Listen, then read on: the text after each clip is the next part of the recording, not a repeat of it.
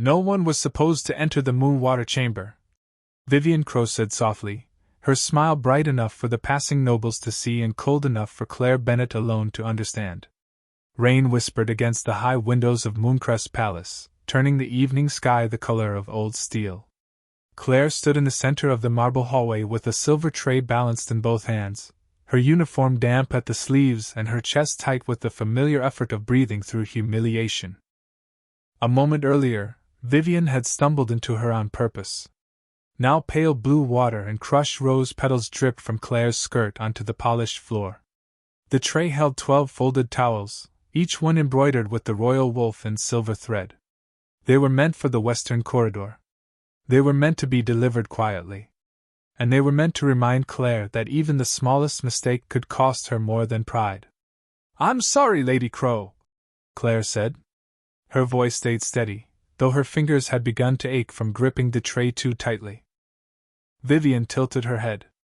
Her blonde curls shone beneath the chandelier light, perfect and untouched by the storm outside. "Sorry is such a small word, isn't it?" She glanced at the wet hem of Claire's dress. "But then, small things are all you have ever been good at." A few nearby courtiers lowered their eyes. No one defended Claire. No one ever did. In Mooncrest Palace, silence could be kinder than cruelty, but it was never courage. Claire swallowed the answer rising in her throat. She had learned long ago that arguing only gave people another reason to call her difficult. An Omega without a proper pact bond. An Omega whose scent was too faint. An Omega whose family had fallen so far behind on winter taxes that their eldest daughter had been sent to work under the palace roof. She lowered her gaze, gathered the towels before they slipped from the tray, and walked away before Vivian could see how badly her hands trembled. The western corridor was colder than the rest of the palace. Its walls were made of dark stone veined with silver, and the torches there burned with a blue-white flame that gave off no warmth. Claire had never been allowed past the first archway. Everyone knew the west wing belonged to King Alexander Hale.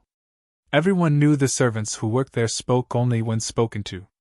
And everyone knew that on the night of the blood moon, even the king's closest advisors kept their distance. Claire told herself she was only following orders. Deliver the towels. Leave them outside the marked door. Return to the laundry room. It should have been simple. But thunder rolled over the palace, loud enough to rattle the stained glass windows, and a draft swept through the corridor, carrying the sharp scent of rainwater and something stranger beneath it. Pine. Frost. Smoke from a fire long gone cold. Claire stopped beside a narrow passage she had never noticed before. At the end stood a door marked with a crescent moon carved into black wood. It was slightly open. Warm mist drifted through the crack, soft and silver in the torchlight. Claire looked over her shoulder. The corridor behind her was empty. She should have turned back. She knew that.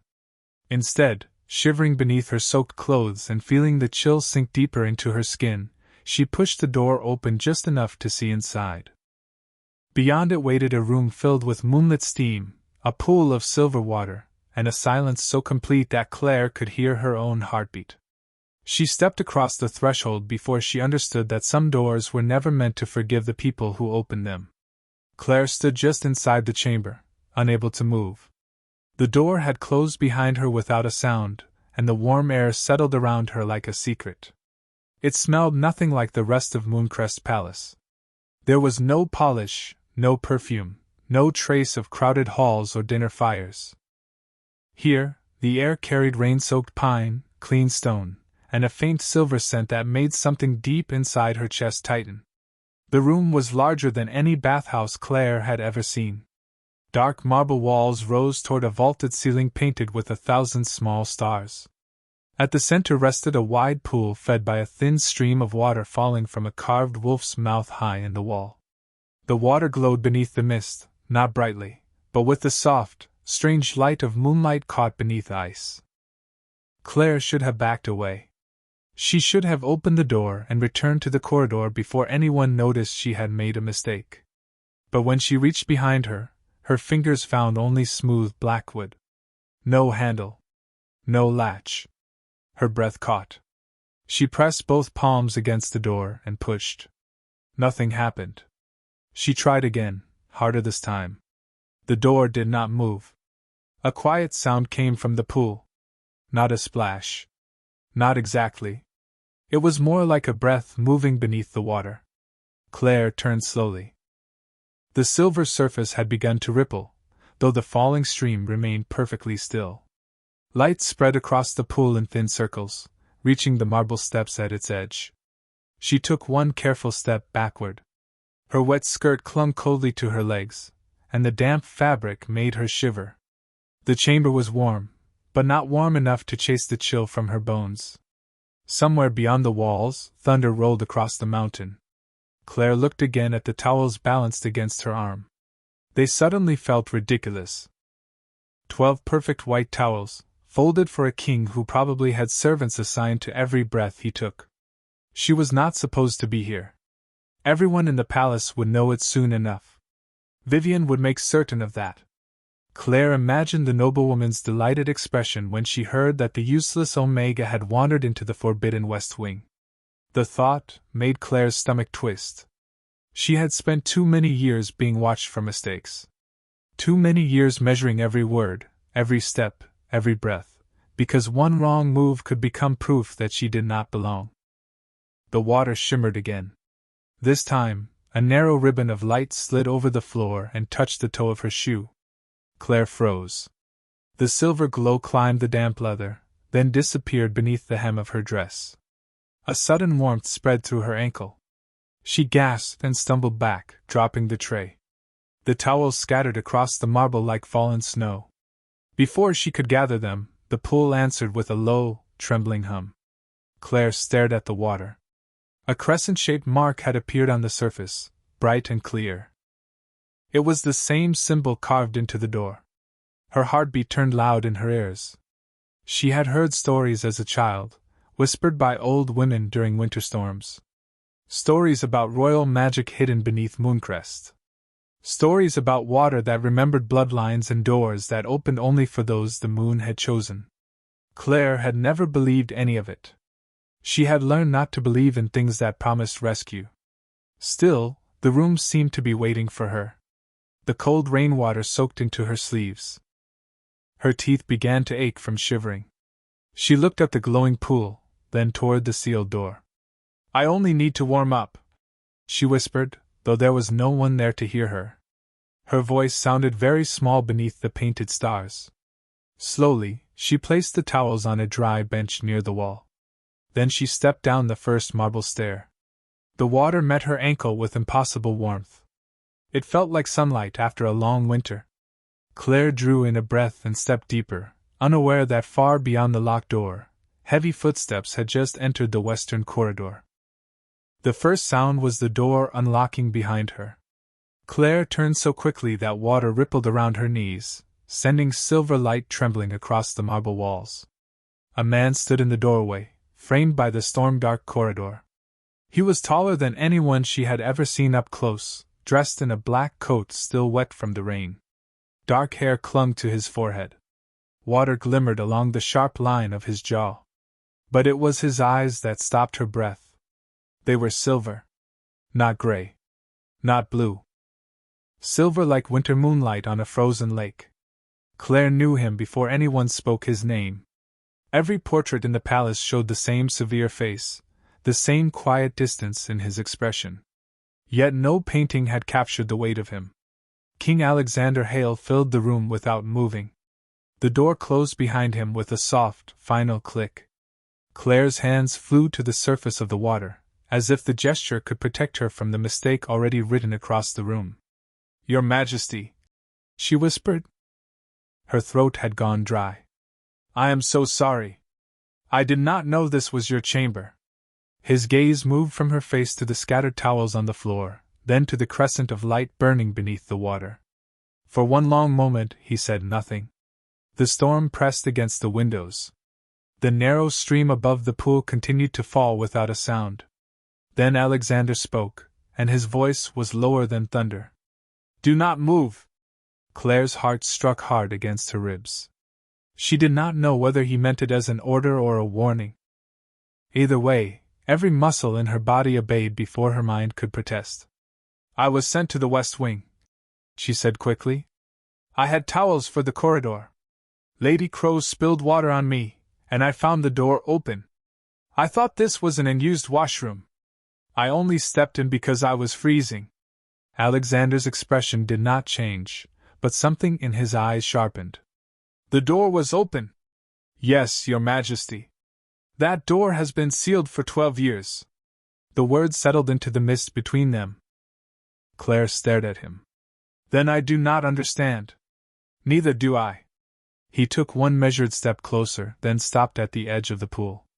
He did not look at her with the careless entitlement she had seen in certain noblemen. His attention was fixed on the water itself, on the pale light curling around her wrists. Claire followed his gaze and felt the fear return. A thin silver mark had appeared beneath the skin of her left wrist. It looked like a crescent moon cradling a small, bright star. She tried to wipe it away. The mark remained. "What is that?" she asked. Alexander's jaw tightened. "Moonwater does not awaken for strangers. I am a stranger." "No," he said quietly. "That is the problem." Claire took a step toward the marble stairs. She needed to leave. She needed fresh air, a familiar hallway, any place where the walls did not seem to listen. The instant her foot touched the first step, light surged across the floor. Ancient symbols flared beneath the marble, circling the pool in a ring of white fire that gave no heat. Claire gasped and pulled back. The sealed door vanished behind a curtain of silver light. "Open it," she said, panic rising despite every effort to control it. "Please, Your Majesty. I have done nothing wrong." Alexander looked at her then, truly looked at her, and for the first time, she saw something beneath the king's cold control. Not anger. Not disgust. Fear. "I know," he said. "But until we understand why the chamber chose you, you cannot leave." Claire stared at the wall of silver light where the door had been, and the fear in her chest changed shape.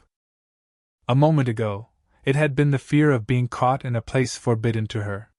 Now it was something colder. Something with no clear edge.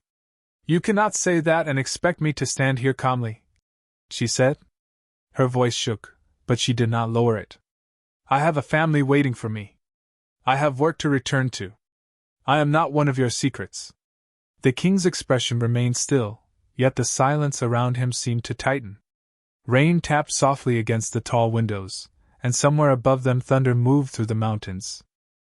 Alexander Hale looked toward the glowing symbols on the floor, as though he hated every line of them. "You are right," he said at last. "You are not my secret." Claire swallowed. She had not expected him to agree. "Then open the door." "I cannot. You are the king.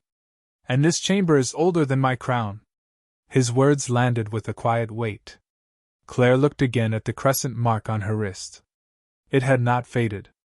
In fact, it seemed brighter now, its pale glow pulsing gently beneath her skin with every beat of her heart. She wanted to tell herself it was a trick of the moonlit water. She wanted to believe that when she climbed out, dried her hands, and walked away, everything would return to normal. But the chamber did not feel like a place where normal things survived. Alexander moved to a small table near the far wall and lifted a dark wool blanket from a carved chair. He placed it on the marble edge beside the pool, then stepped back several feet. "There are dry clothes in the cabinet behind you," he said. "You may use them." Claire looked at him, confused by the distance he kept. "You are not going to leave? Not while the seal is active? Then turn around." His eyes met hers. For the first time, something almost human softened the hard line of his face. "Of course." He turned immediately, facing the shadowed wall beneath the painted stars. Claire remained still for a moment, watching his broad shoulders beneath the wet black coat. The stories had described him as ruthless, untouchable. A king who could make an entire court fall silent with one glance. Yet he stood with his back to her, giving her the small dignity of privacy while magic held her inside his chamber.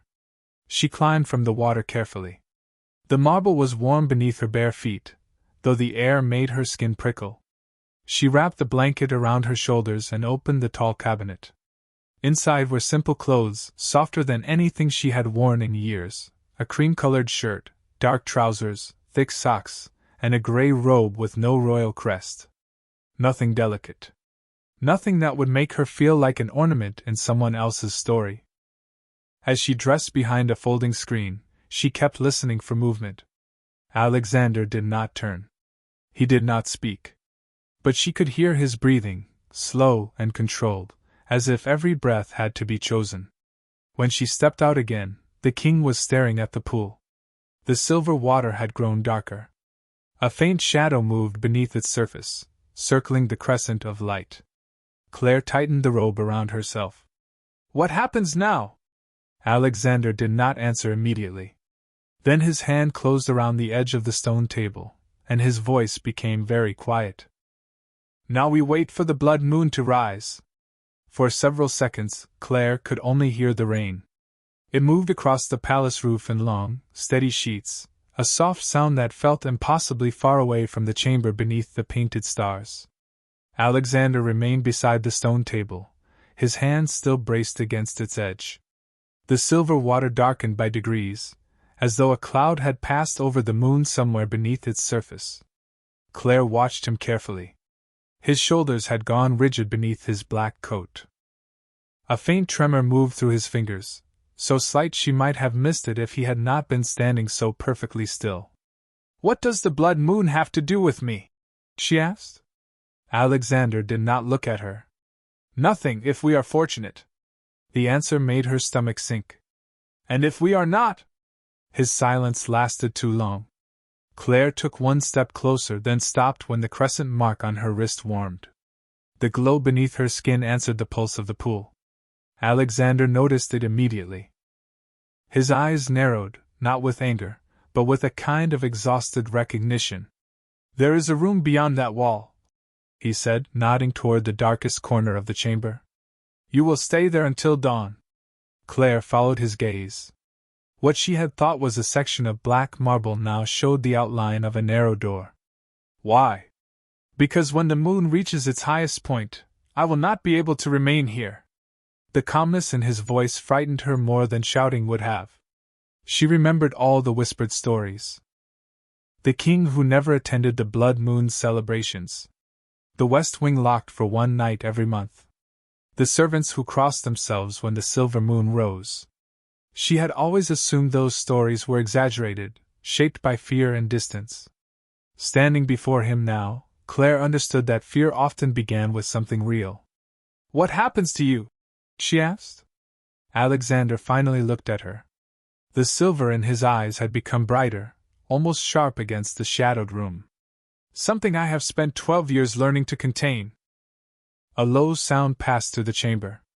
It came from nowhere Claire could see, yet she felt it in the marble beneath her feet. The candles along the walls bent toward the floor as if a wind had moved through them. Claire's breath caught. Alexander stepped back from her at once. "Go to the room, Claire." Her name in his voice changed something inside her. Not because it was tender. It was not. It sounded like a warning he did not want to give. She should have listened. Every sensible part of her wanted to take the door, close it behind her, and wait for daylight. But she saw the way he had turned his back when she needed dry clothes. She saw the strain in his face when he told her the chamber had chosen her. And beneath all the fear, she recognized something else. He was afraid of hurting her.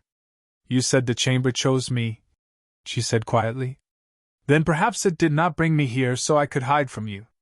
Alexander's expression tightened. "You do not understand what you are saying." "Then explain it." The pool gave another slow pulse of light. The crescent mark on Claire's wrist flashed gold for one brief second, and the king drew a sharp breath. Claire did not move closer. She did not reach for him. She simply stood where she was, wrapped in the gray robe, shaking a little but refusing to let fear decide for her. "I am not asking you to trust me," she said. "But do not send me away because you are frightened of what you might become." Outside, the clouds broke. Moonlight poured through the high windows, red at its edges and bright as a warning. Alexander's eyes lifted toward the sky. Then, somewhere deep beneath the palace, something answered the moon with a long, sorrowful howl. The howl faded slowly, leaving a silence so deep that Claire could hear the rain sliding down the glass.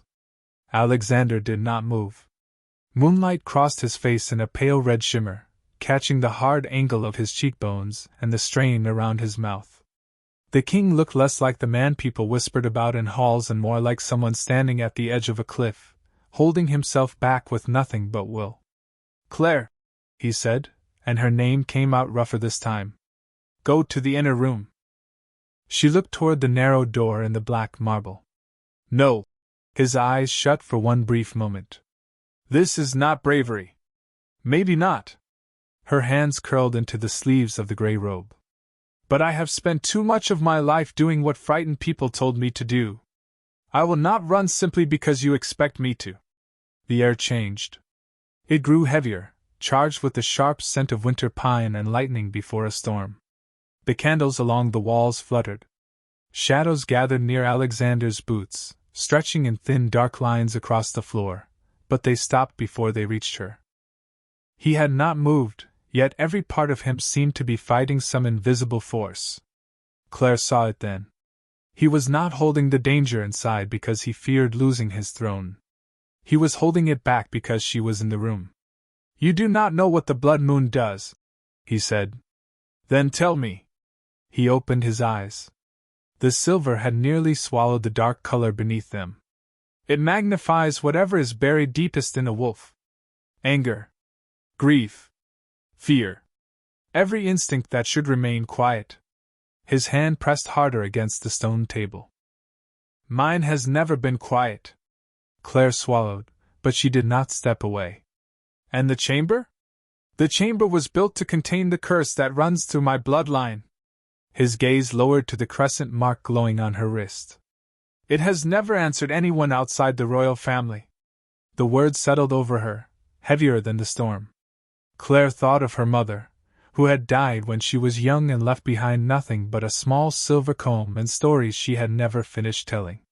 She thought of her father's tired face when the tax collectors came. She thought of the strange way animals had always calmed when she touched them, as if they recognized something she did not. "Maybe it is wrong," she whispered. "Ancient magic does not make mistakes." Alexander's answer was immediate, but there was no certainty in it. Only dread. The pool brightened behind them. Silver light rose from the water in long, thin strands, curling through the air like smoke. One reached Claire's wrist and wrapped gently around the mark. Warmth moved through her arm, not painful, not frightening. It felt like a memory she had never lived. A moonlit forest. A woman's voice singing softly. A hand resting against the head of a great white wolf. Claire caught her breath. The vision vanished, leaving her unsteady. Alexander turned toward her at once, then stopped himself several feet away. "What did you see?" "I do not know," Claire said. "Someone was there. A woman. She was not afraid." The king went still. Before he could answer, a sharp knock sounded against the sealed door. Once. Twice. Then a woman's voice came through the silver barrier, smooth and carefully sweet. "Your Majesty, I know she is in there. Open the door." Claire recognized Vivian Crow immediately. And from the way Alexander's face hardened, she knew the night had just become far more dangerous. "Your Majesty, I know she is in there. Open the door." Vivian's voice slipped through the barrier with the confidence of someone accustomed to being obeyed. Claire stood very still beside the pool, her damp hair cooling against the back of her neck. The silver mark on her wrist had stopped glowing, but she could still feel its warmth beneath her skin, a quiet pulse that did not belong to her alone. Alexander faced the sealed door. For a moment, he did not answer. The shadows at his feet gathered closer, then eased away again as he drew one controlled breath. "Leave the west wing, Lady Crow," he said.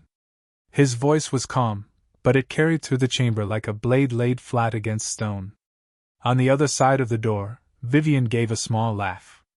I would, if there were not an unknown servant locked inside your private chamber during the blood moon.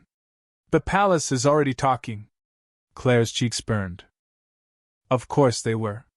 Mooncrest Palace had 100 windows, 100 listening ears, and 1,000 ways to turn one mistake into a public judgment.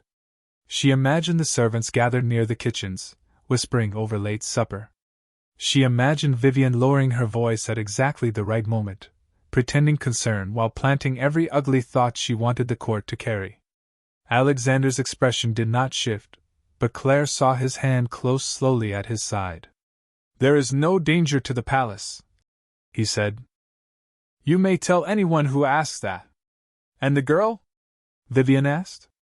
Her voice changed then, losing its polished sweetness. Is she not a danger? She came from nowhere. She entered a room no one has been able to open for years. Surely even you cannot believe that is an accident. Claire lifted her chin before fear could make her look down. It was an accident. She called toward the sealed door. I did not know where I was. Silence met her words. Then Vivian spoke again, softer now. Claire Bennett. I should have known. Claire's stomach tightened.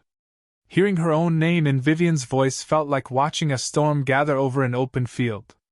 You have always wanted people to notice you. Vivian continued. Even when you pretended otherwise. That is not true, Claire said. No? Vivian's voice sharpened. You disappeared into the West Wing after I spoke with you. You left your duties. You entered the King's chamber. And now the oldest royal magic in Mooncrest has awakened around you. That seems like a very fortunate mistake for an Omega who has nothing. The words struck precisely because they touched an old wound. Claire had spent years trying to be invisible, not because she wanted nothing, but because wanting anything had always seemed dangerous. A place at the table. A voice that mattered. A life that belonged to her. She looked toward Alexander, expecting him to dismiss the accusation with one command. He was the king. One word from him could silence Vivian, the court, and every rumor waiting in the hall. But he remained quiet. Not because he believed Vivian. Claire could see that. He was listening to something beneath the floor, something only he could hear. Still, his silence hurt. It hurt because it was familiar. It was the silence of people who knew the truth but did not think she was important enough to defend. Claire drew a breath and stepped away from the pool. Lady Crow is right about one thing, she said, keeping her eyes on Alexander. I should not be here. His gaze snapped to hers. Claire. But I did not choose this chamber, she continued. And I will not stand here while someone uses my name to make me sound guilty for surviving a mistake. The silver barrier at the door flickered. Beyond it, Vivian went silent. Alexander looked at Claire for a long moment, and the tension in his face shifted into something quieter. Something almost like respect. Then a new voice sounded from the corridor, older and colder than Vivian's. Your Majesty, Chancellor Ward said. By royal law, the chamber must be opened. The girl must be questioned before the moon reaches its peak. The name Gideon Ward seemed to lower the temperature in the room. Claire had seen the Chancellor only from a distance before, crossing the great hall in long dark robes while nobles stepped aside for him. He was known for his careful speeches, his spotless silver hair, and the way every servant seemed to stop breathing when he passed. But through the sealed door, his voice carried something colder than authority. It carried certainty. Alexander did not look toward the barrier. His attention remained on Claire, and for one strange second she saw the choice forming behind his eyes. He could open the chamber and let the court take control. Or he could stand against the man who had advised his family for years. There is no royal law that allows you to enter this room, Alexander said. Outside, the corridor went silent. Then Chancellor Ward answered with a patient sigh. There is when the Moonwater Chamber activates during a blood moon. The old statutes are clear. Any unrecognized person marked by the water must be examined before midnight, for the safety of the crown. Claire felt the crescent mark pulse beneath her sleeve. The words unrecognized person pressed against her more sharply than any insult Vivian had offered. Not Claire Bennet. Not a frightened woman who had taken one wrong turn. Just a problem to be examined. Alexander's jaw tightened. The chamber has not opened in 12 years. Which is precisely why we cannot ignore this, Ward replied. You know what happened the last time royal magic woke without warning. Claire watched the king's face change. It was small, almost invisible, but she saw it. His shoulders stiffened. His gaze flickered toward the pool. The silver water had gone still again, yet beneath its surface, a dark shape moved like smoke trapped under glass. What happened? Claire asked quietly. Alexander did not answer. Ward did. A young woman was brought into this chamber long ago, the Chancellor said. She bore a mark much like yours. Before dawn, the moon water had nearly consumed her strength. Claire's breath caught. That is not true, Alexander said. His voice was low now, dangerous not because it rose, but because it did not. Is it not? Ward asked. Then tell her why the western wing was sealed. Tell her why no one has been permitted inside since your father's reign. Claire looked from the sealed door to Alexander. The king's silence returned, but this time it did not feel like dismissal. It felt like pain held too tightly for too long. The chamber lights flickered. A sudden warmth rushed through Claire's wrist and spread up her arm. She gasped as the crescent mark brightened beneath her skin. The pool answered at once.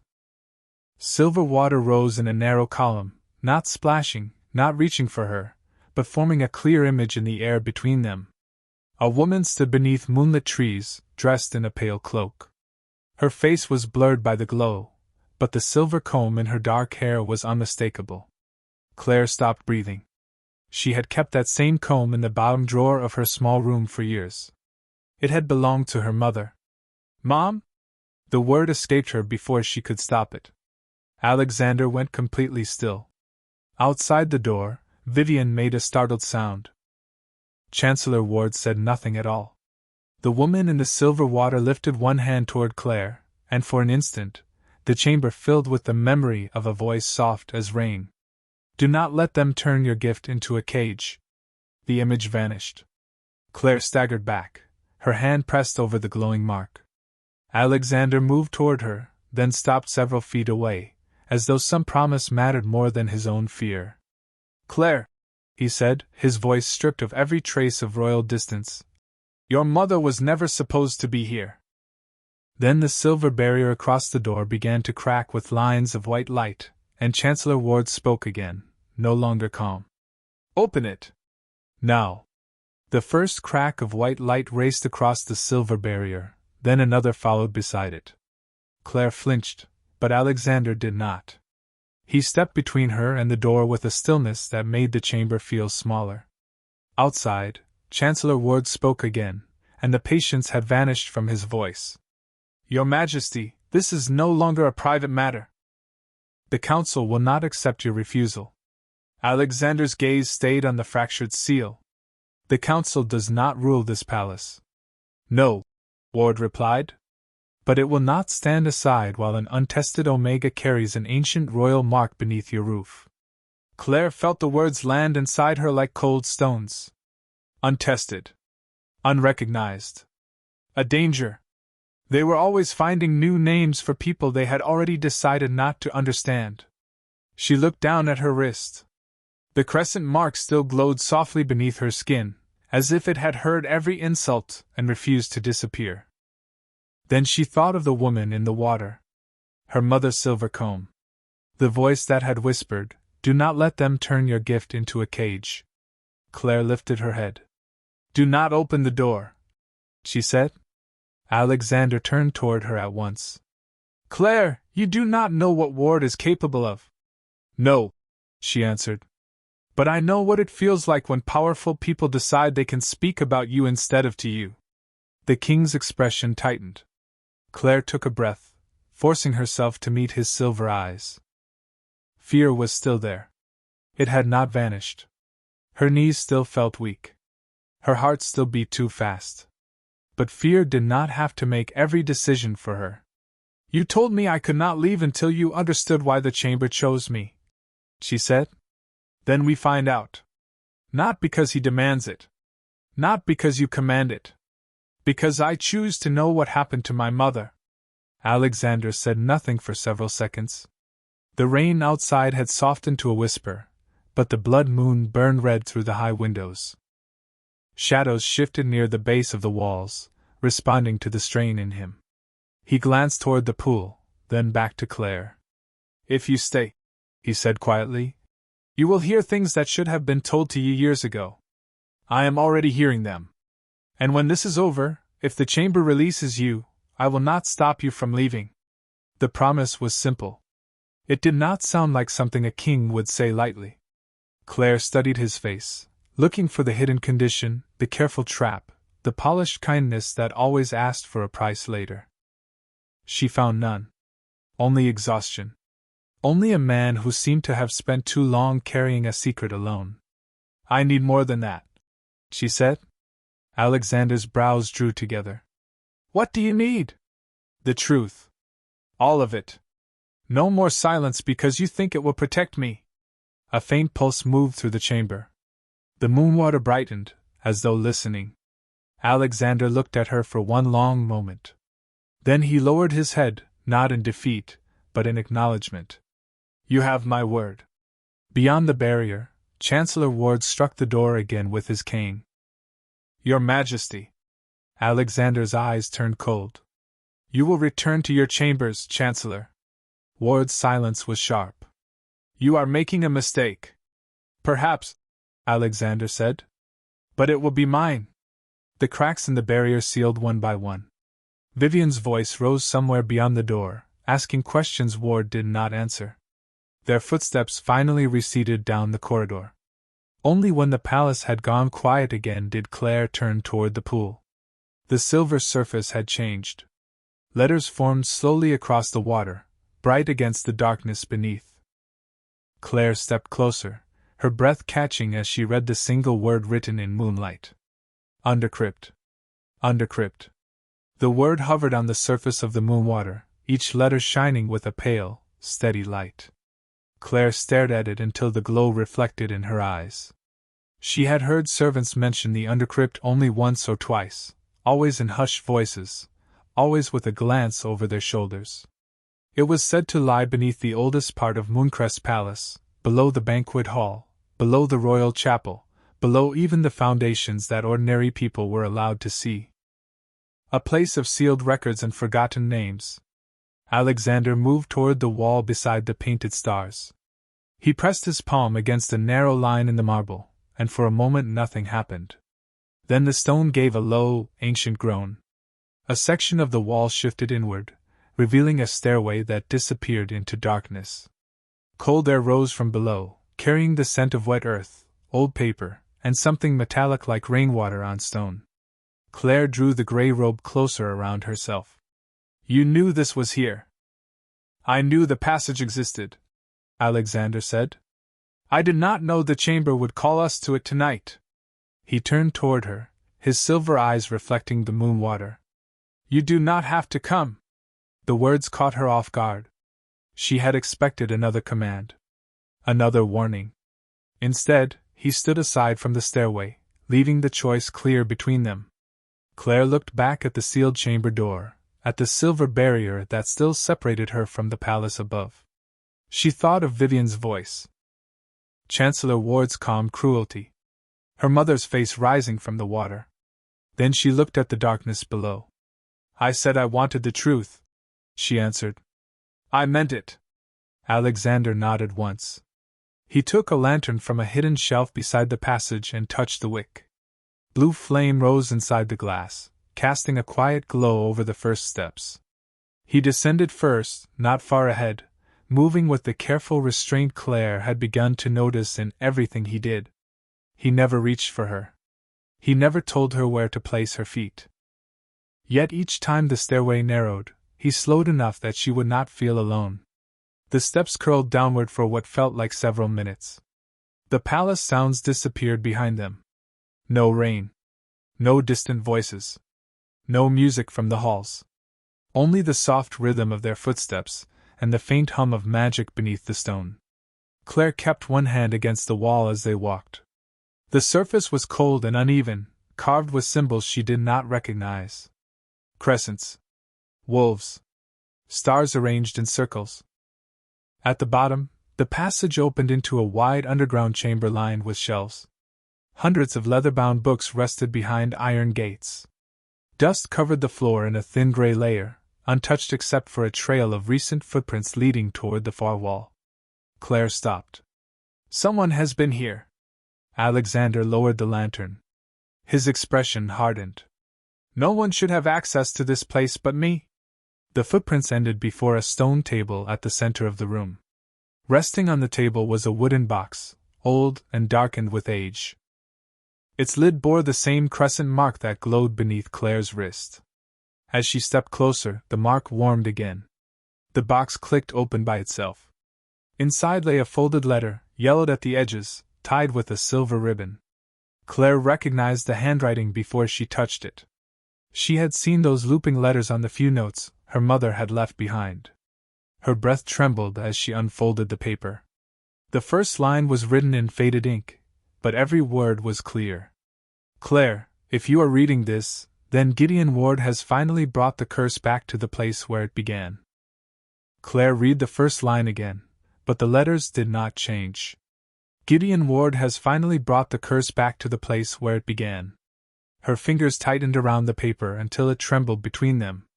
Alexander stood beside the stone table without speaking. The blue lantern flame moved across his face, throwing shadows beneath his eyes and along the hard line of his jaw. Claire could feel him watching her, not reading over her shoulder, not taking the letter from her hands, simply waiting. It was the waiting that made her chest ache. Her mother's words had traveled through years of silence to reach her, and suddenly every unanswered question in Claire's life seemed to be standing in the undercrypt with them. She lowered her eyes and continued, "My daughter, if the Moonwater Chamber has marked you, then the truth can no longer be hidden from you. You were born of the Moonkeepers, the women chosen long before kings wore crowns to protect the balance between wolf and moon. Your gift was never weakness. It was never a flaw. It was meant to calm what fear makes wild, and to reveal what lies try to bury." Claire stopped breathing for a moment. The quiet ability she had spent her life hiding came back to her in fragments. A frightened horse settling when she touched its neck. Her younger brother sleeping through fever after she held his hand. Stray dogs appearing at the edge of the Bennett farm and lying down beside her porch, as if they had known her forever. Everyone had called it sensitivity. A servant's talent. Something soft and useless in a world that admired strength. Her eyes moved down the page. Chancellor Ward learned what I was before you were born. He believed the Moonkeepers could be used to command the royal curse instead of healing it. When I refused him, he erased my name from the court records and made certain I could never return to Mooncrest. I escaped with you before he could find us. But I knew he would wait. Men like Gideon Ward are patient when they think power belongs to them. Claire's throat tightened. She knew him, she whispered. Alexander's gaze lowered to the letter. My father trusted Ward, he said. His voice was quiet, but the words seemed difficult to pull from him. He trusted him with every sealed record in this palace. Every old law. Every piece of royal magic that should have remained protected. Claire looked up. And you? Alexander stared at the dark shelves surrounding them. I was 19 when the curse began to change. Ward told everyone it was inherited. He told me it was my burden to endure, and that the chamber had sealed itself because no one could help me. His hand rested against the edge of the stone table, fingers tense but controlled. I believed him because I did not know what else to believe. There was no self-pity in his voice. That made it worse. Claire imagined him younger, alone in a palace full of people who bowed to him but did not tell him the truth. She thought of how easily fear became a cage when someone else held the key. Her mother's letter continued. Alexander Hale is not your enemy. He has been taught to fear the part of himself that Ward needs him to fear. When the blood moon rises, Ward will try to use the old binding beneath the palace. He will need the king's curse and a moonkeeper's bloodline to open it. Do not let him convince you that sacrifice is the same as duty. Claire read the last sentence twice. Then a soft sound came from the far end of the undercrypt. Not footsteps. A slow, deliberate click of metal against stone. Alexander lifted the lantern, and the blue flame stretched toward the shadows. A narrow door near the back wall stood open. Claire was certain it had been closed moments earlier. Beyond it, a faint gold light flickered from an unseen room. On the floor beside the open door lay a white rose, fresh despite the dust-covered stone. Vivian's favorite flower. Claire looked at Alexander. His silver eyes had gone cold. "We are not alone," he said. Then, from somewhere beyond the open door, Chancellor Ward's voice drifted through the darkness. "At last," he murmured. "The Moonkeeper has found the letter." Claire held her mother's letter against her chest as the sound of Chancellor Ward's voice faded into the undercrypt. The blue flame in Alexander's lantern bent toward the open doorway, as though even fire wanted to retreat from whatever waited beyond it. Alexander moved in front of her without touching her, one arm slightly extended to keep her behind him. It was not a command. It was an instinct. Claire saw it in the rigid line of his shoulders and in the way his silver eyes fixed on the gold light beyond the door. "Ward," Alexander said, his voice low and steady. "Step into the light." For a moment, nothing answered. Then Chancellor Gideon Ward emerged from the hidden room with his cane resting lightly in one hand. His dark robes were perfectly arranged. His silver hair had not shifted despite the storm above them. Only his eyes looked different now. There was no patient courtly mask left in them. There was hunger. Vivian stood a few feet behind him, pale in a white gown that looked almost gray beneath the underground light. Her hands were clasped tightly in front of her. She did not meet Claire's eyes. "Your Majesty," Ward said, as if they had encountered each other at a formal dinner instead of beneath the palace in a sealed crypt. "You have taken a difficult path, but I suppose that was always your nature. You have never understood that a crown survives because someone is willing to make the necessary choice." Claire's fingers tightened around the letter. "You lied to my mother." Ward looked at her then, and the small smile he gave her made the room feel colder. "Your mother was a gifted woman. Gifted people often confuse their feelings with wisdom. She refused to help you control him," Claire said. "She refused to let you use a moonkeeper. She refused to see the future clearly." Ward took one slow step forward. "The king's curse is not a weakness. It is power waiting for direction. For 12 years Alexander has feared it. For 12 years this kingdom has been ruled by caution when it could have been ruled by strength."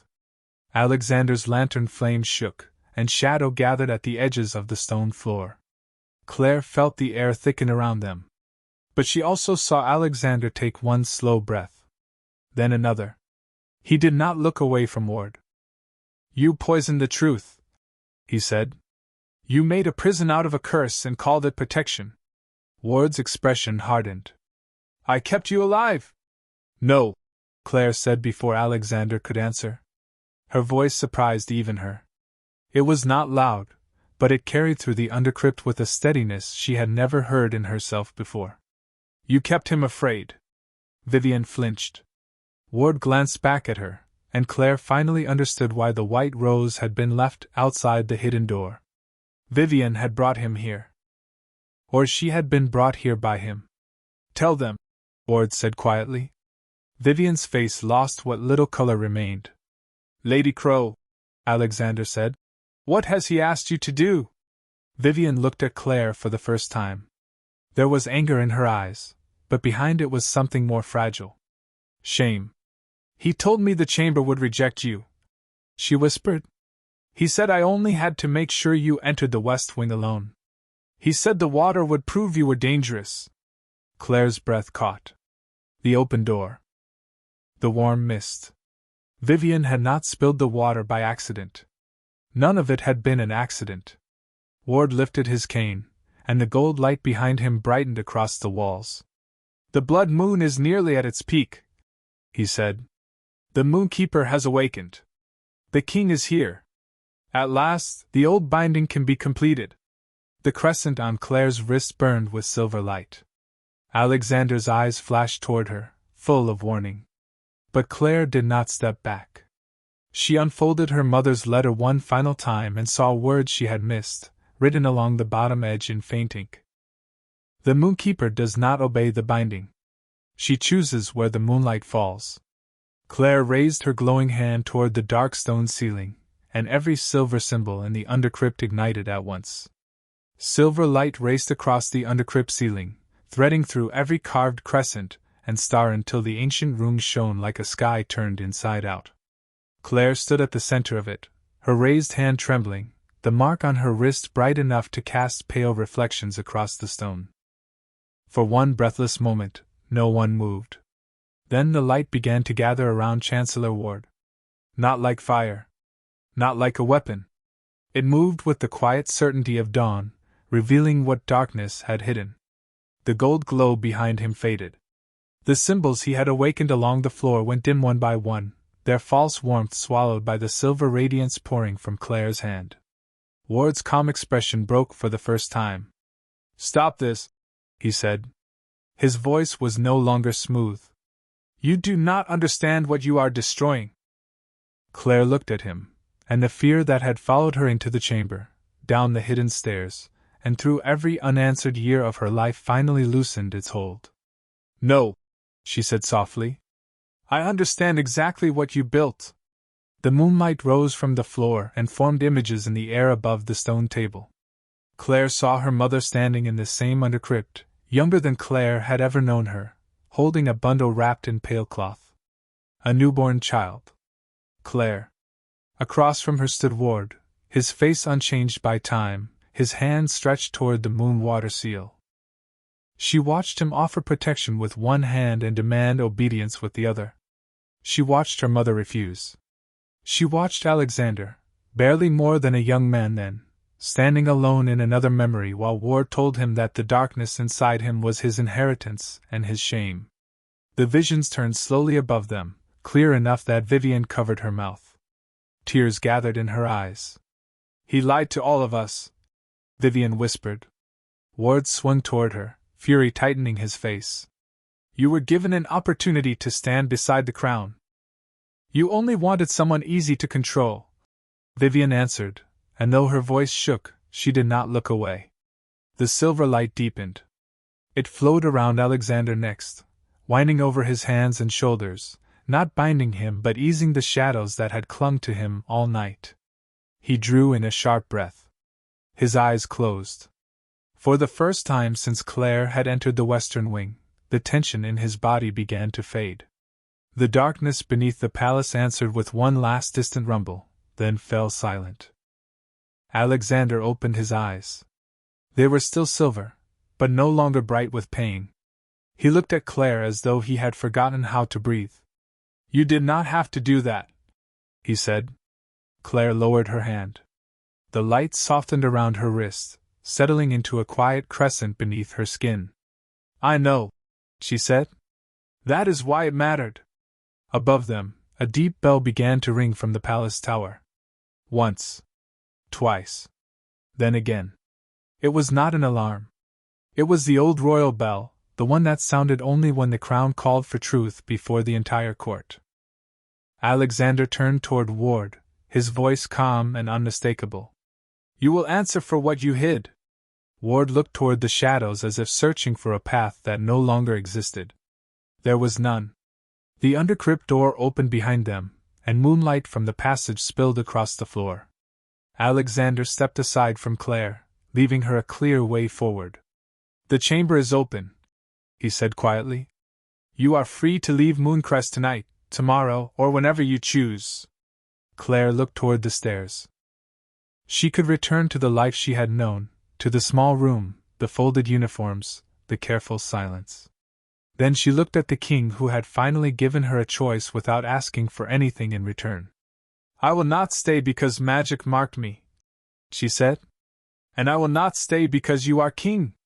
Alexander's face remained still, but his eyes held hers.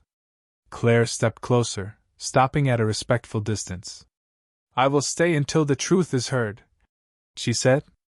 After that, I will decide what comes next. A faint smile touched his face, small and real. That is more than I have the right to ask. Together, they climbed toward the palace above, where the blood moon still burned red over Mooncrest. But before Claire reached the final step, the crescent on her wrist flashed once more. In the darkness beyond the outer gates, far past the palace walls, another wolf answered the moon with a long, unfamiliar call.